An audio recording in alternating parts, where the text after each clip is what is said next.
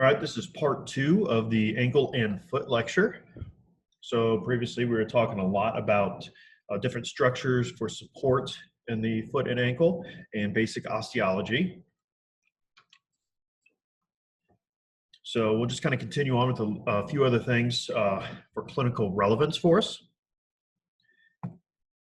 So dorsiflexion is vitally important for walking, which is also called gait.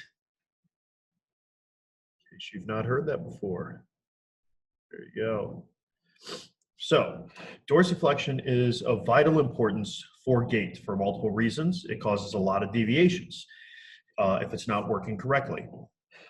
So the most important muscle for that is your anterior tib.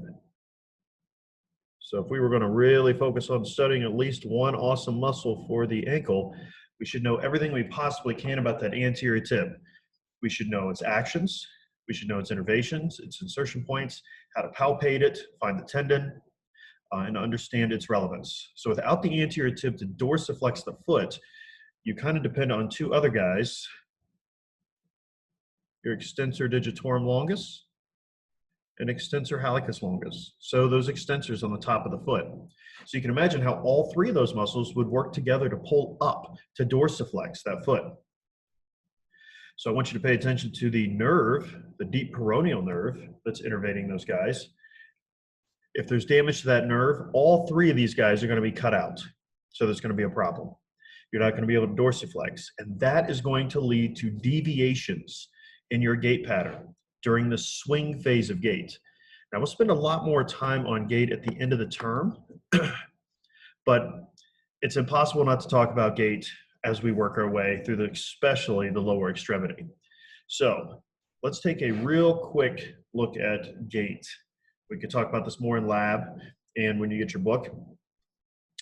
But we should understand if we look here, so right here, 0%. This is heel contact. This is when your heel hits the ground. And that begins the stance phase for that leg. So your heel's on the ground, that's the stance phase because it's still on the ground. Look over here at mid stance, still on the ground. Then you got heel off, still on the ground. Now we have toe off. So now begins the swing phase of gait. So meaning this leg is literally trying to swing forward so we can put it down again and start the cycle over. So I want you to think just by looking at this picture, if someone was unable to dorsiflex, what's going to happen? Well, they're going to trip, right? So there's different gait deviations that will occur if there's weakness to the dorsiflexors. So the three gait deviations that will occur or could occur are going to be your steppage gait, also known as the high steppage gait, foot slap, or foot drop altogether, and circumduction. So there are a few gait deviations that could occur. Now, to see these, I need to demonstrate them. The link to see these will be in the description. So look at that and you'll see how they go. So what do we do if someone has this problem? Well, the first thing we're going to do is we know we need to work on it, but you're not going to get strength back overnight. And if it's a nerve damage, it may not come back or it's going to take a really long time. So we need to get an AFO. And there's a picture of this in your PowerPoint, but an AFO is an ankle foot orthotic. And it's going to help keep the foot neutral. So you're not having that drop foot. If this is your foot and here's your tibia, right? So that's what the AFO does. It helps with plantar flexion, dorsiflexion motion, specifically keeping you somewhat dorsiflexed or at least neutral. So that's a real quick way to help a patient out so they don't have those gait deviations necessarily.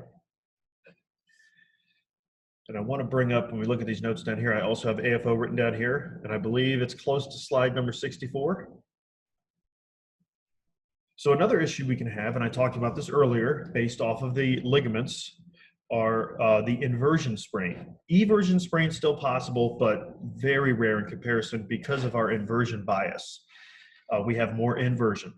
So if you were to sprain that ankle, remember let's write this down, anterior talofibular ligament. Oops, if I actually wrote that right, ATFL. That is the main ligament that's sprained with an inversion sprain. Now they all can be, but that's the main one. And we should be able to remember the two special tests, the Taylor tilt test and the anterior drawer test. Those are special tests used to see if those ligaments have been damaged. So with an inversion sprain, one of the first things you might do is obviously you could tape up somebody, or they could get what's called a stirrup if they're weak. Stirrup is for medial lateral issues. So if someone has foot drop, a stirrup is going to do nothing. If someone has an inversion sprain, an AFO is going to do nothing. So the stirrup needs to go with the ankle sprain because that will protect the medial lateral motion of the ankle. Take a look at your PowerPoint for those guys. You should be able to see those. So with an inversion sprain, we just talked about ligaments that are affected. So now we need to think about the muscles that could be either overstretched with an inversion sprain, and those same muscles that are overstretched are the ones that were supposed to save us. So we'll talk about this more in lab, but I want you to think about which muscles help prevent the inversion sprain. What are those muscles? So here's your big question moving forward. You can comment either on the video itself, see what you got, or be ready in lab. Doesn't matter to me. Just see what you think. So you're about to over-invert your ankle. What muscles would save you? We should start being able to do this thinking about, we have the muscles, and muscles have nerves, right? Tell them what to do. So what would be the nerves that would innervate the muscles that would save you from an inversion sprain? You'd be thinking about that. I want to skip down here to this part of balance and correction strategies. So there are three major balance strategies we have with our body. The ankle is the first strategy.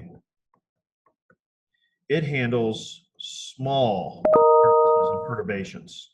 Perturbations are just like if you were standing and getting pushed, making you move a little side to side. Wind could offer perturbations, for example. Someone bumping into you could offer perturbations. But the ankle is the first part of the body that is for our balance strategy. The next, and we'll talk about it more when we get to it, is the hip. These are for large motions. And then if both of those fail, we have what's called the stepping strategy. So if I push you hard enough, what are you going to do? You're going to step forward with one of your legs and catch yourself. So the stepping strategy is actually a very important strategy when trying to maintain balance. But for us right now, just thinking about the ankle and how it helps us. So we should be able to think of all four directions that we could go. So anterior, posterior. If we're standing up here, imagine we're standing, we could either fall forward, we can fall backward, we can fall to the right, we can fall to the left, okay? Or a better way to put this would probably be if you imagine you're standing on just your right leg. So let's say this is your right leg, then this is going to be your lateral side, and this would be your medial side. So which muscles are going to keep me from falling anterior? Which muscles are going to keep me from going too far medially, laterally, posterior? So a nice little practice on yourself, just stand up, feet together, and start to lean backwards and feel at the ankle what muscle kicks in to save you from falling backwards. Now, if you go too far, guess what you're going to do? You're going to step back and use your stepping strategy. But hopefully your ankle is able to save you before that. So I want you to practice that and see what muscle. Then do the same thing going to the falling forward. Take a little step or start to lean forward and see what muscle kicks in. So we should start to be able to practice on ourselves what type of strategies we have at balance and what's happening with our muscles. We have the best cheat sheet. It's ourselves. you will hear things called, talked about with tarsal tunnel. You've probably heard of carpal tunnel. That's in the hand. There's also tarsal tunnel in the foot, much less talked about. So there's an acronym to remember all the things that go through the tarsal tunnel. The tarsal tunnel itself, oops, I got a better picture here. Looks like this right here. So you have that flexor retinaculum covering all this, and look at all these things that are going through here. The posterior tibton and flexor digitorum. You have an artery going through there. We have a nerve going through there. So there's a lot of things going through there, which makes it prime for having compression and injury. So what are those things? The best way to remember is this acronym, apparently, that someone has decided: Tom, Dick, and Harry. So the T in Tom is for the tibialis posterior. The D in Dick is for digitorum, and you can see how this is already an absolutely terrible acronym because the letters are not at the beginning of things. And then you have your A for the artery, tibial artery, N for the nerve, and Harry for the hallucis flexor. So we should know what goes through there because we'll be palpating, and we should understand why if you palpate too hard there, you might actually give someone a little zing into their foot. But we can also palpate because of the artery for a pulse. So we have nerves that go through there, pulse, we have tendons that we need to check on as well. So if someone talks about the tarsal tunnel, that's what they're talking about. And as you can see, clearly random notes here. So you may see WFL and WNL. That means within functional limits or within normal limits. Both are the same thing, can be used either way. And really the functional is what most therapists will probably talk about because, so say you don't have 180 degrees of shoulder flexion. I mean, if you don't need it, then it's within your functional limits. May not be normal, but hey, it works. You don't need the last 5 degrees. When you get your goniometric book, I believe it's page 43, you should be looking up the difference between validity and reliability because we're going to be talking about the validity and reliability of the tools we use to measure. Specifically for this, our goniometer, and how valid and reliable it is. And actually, it's pretty valid and reliable as a tool. Let's see. Then we got the FICE line. There'll probably be about one question on this. This is a good way to determine whether or not someone has pes planus, as you see down here. And we can take a look at that in the lab when we start studying ankle. Well, which we are right now, but when we get to the lab, we'll take a look at this, where we need to palpate a few points. And then when someone puts their foot down, seeing where those points are. But just so you know, this is the FICE line, and here are the things that make it up. There will be one test question about that. And that's used to determine pes planus. So that finishes, I believe, here. Let's double check on these pics. Pretty good here. All right. Yeah, so there's the end of part 2 of the foot and ankle.